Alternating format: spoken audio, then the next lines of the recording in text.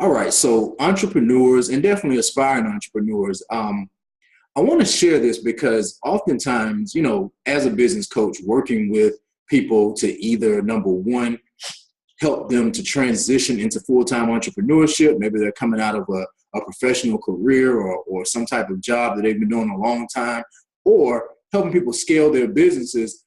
A lot of times we're always talking about customer acquisition. We're talking about how to acquire new clients.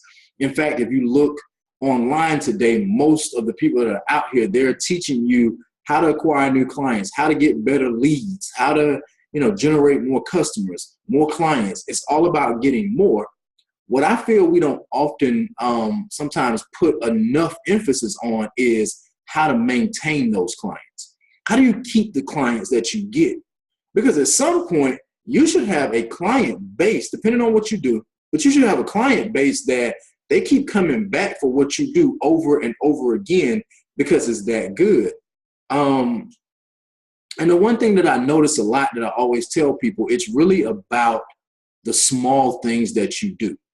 Here's a rule of thumb if you're in business and you're not doing this. The rule of thumb is this: people will remember a little bit about your product or service. It can be great. They'll remember it. They'll appreciate it. But the one thing that they will never forget, people never, ever forget how you made them feel. They never forget how you made them feel. It is your job to treat every single client as they should have this world-class experience. Giving them extraordinary customer service is something that will keep your clients coming back over and over again, making sure you acknowledge their birthdays, making sure you acknowledge anniversaries when they come up. You're like, RJ, I don't know when their birthday anniversary is. That's right. You know why? You're not that in tune with your clients. See, sometimes we can get so caught up into, I got to get more. I got to get more. I got to, get in this guy's lead generation thing because I need more leads and I need more clients. But the truth of the matter is, have you really serviced the few clients or the number of clients that you do have? And, for me, I look at it two ways because I have clients and I am a client. I have clients, of course, as a business coach, but I am a client of other people because I patronize other people's businesses. We all do. And I look at those people that I keep coming back over and over again. I look at those people to where I would never leave their service no matter what. There's not a deal. There's no amount of money you could offer me. I'm there because of something bigger. Perfect example. I had been a loyal customer of a particular cell phone provider. I won't say the name because I don't know if that's legal or not. Probably shouldn't say the name. But I have been a loyal customer of a particular cell phone provider probably for the last 10 years. That's pretty great at repeat business. Had I got the best customer service over those 10 years? Not really, but I was pretty loyal. I got some decent customer service, but I ended up having an issue with my phone over the last, 6 or 7 months. And I've been calling customer service, complaining about my phone, telling them what's going on, and got a replacement phone. That phone started doing the same thing, got another replacement phone. And I was really just looking for some solutions. Got passed around, had reps tell me they were going to call me back. Nobody called me back. Really just had people that seemed truly unconcerned about my issue. I never got the issue resolved. Guess what? It no longer mattered to me about their service. It no longer mattered to me about their prices. It no longer mattered to me about if they were the best network out. I changed my service because of how they made me feel. The last rep that I talked to told me, you just got to buy another phone. There's nothing we can do to help you. It's just phones do that after a while. Wow. Even if they do, did you have to be so harsh about it? Did you have to just really stick your middle finger up over the phone? That's how I really felt. And I said, okay, not a problem. I will purchase a brand new phone, no problem, but I will not do it with this company. And I went ahead and I hung up, told them to have a good day. I wasn't rude about it. And in that same moment, I hung up and dialed the number of the company that I wanted to change to, and I changed my service immediately. Now, what happened? They lost a repeat customer, not because they don't have good service, not because they don't have good products, but because how they treated me, the way they made me feel, it wasn't conducive for me to continue to be a customer. So you got to start thinking about that. How do you treat people? And it may not be that you're not treating them bad or anything. It doesn't always have to be a bad experience, but are you treating them extraordinary? Are you making them feel special? Does that one client feel like they're your only client? I don't care if you have 1 million clients. That one client should always feel like I'm the only one. Here's a rule of thumb as well. You never make a client feel like that you have so many clients that they're number two. I've had that done to me as well. I remember in the early stages of my first speaking company, my business partner and I, we hired a marketing company. It was a small marketing company, 2 or 3 people working there or whatever. And they were doing some marketing for us. We paid them. Our check cleared, so they actually got their money, they got paid. And then about a month into it or 2-3 weeks into it, we stopped hearing from them.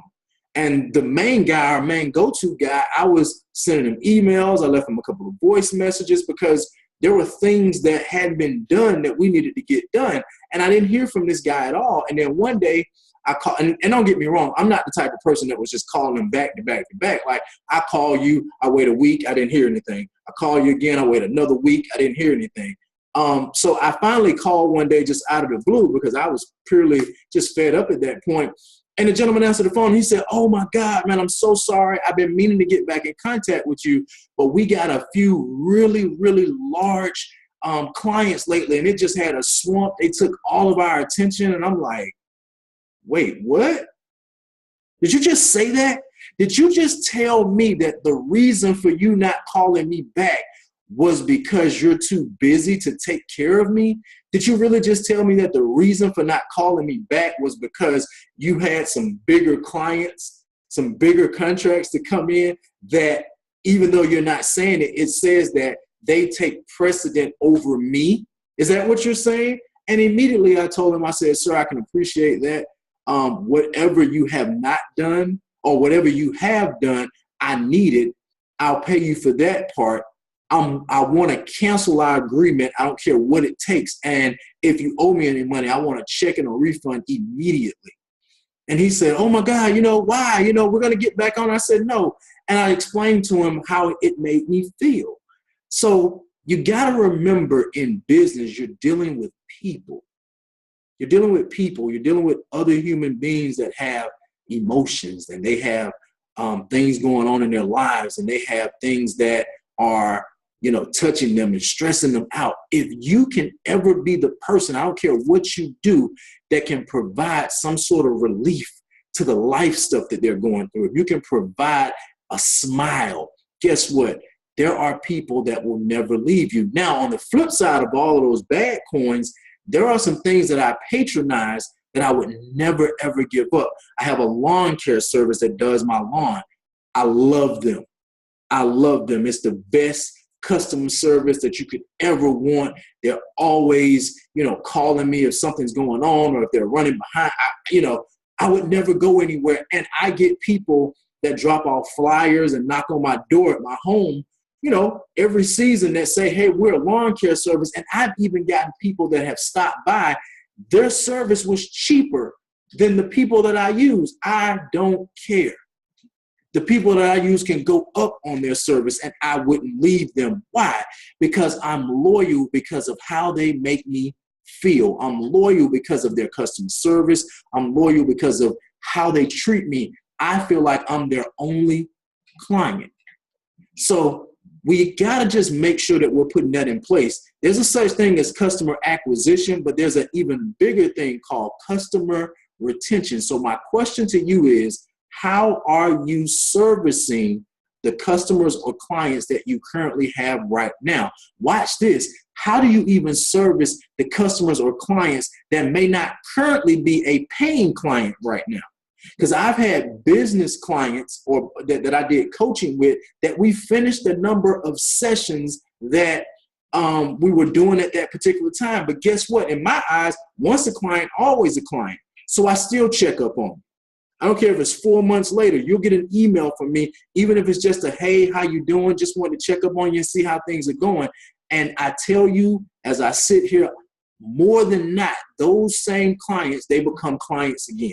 I just had it happen. I followed up with somebody It's been maybe 6 months since we've done coaching sessions. And I follow up maybe once a month. And I followed up this past month and I said, hey, how you doing? Checking on you and your business, seeing what's going on. Just wanted to make sure all is well. I got a reply back.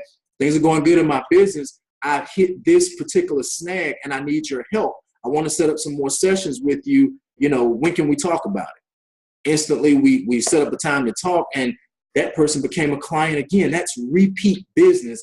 That keeps me from always having to be on this thing of I need more leads and I got to pay for more leads and more ads and more this.